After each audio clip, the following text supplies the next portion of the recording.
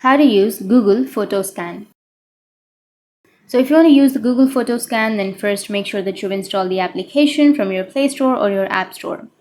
Once you install the application, you just need to simply go with PhotoScan and open up the application. Once you open the application, now here you will have three steps. So the first one is which is on the bottom left. So the first one is flash, which is the light. So if you need some light with your scanning, then you can simply choose the flash option. And the second one is glare reduction. This is the magic of Google PhotoScan. And then you can simply tap on the middle option to take a photo. So for example, I'll be taking a photo.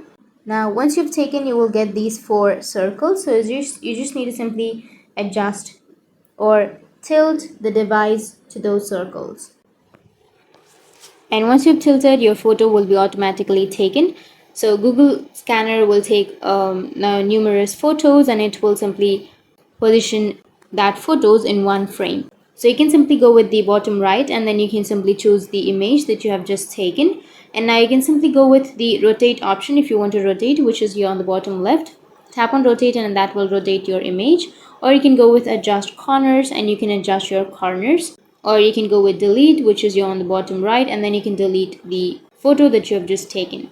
So that's it. You can go back again and then you can again take some photos or scan some photos with Google Scanner.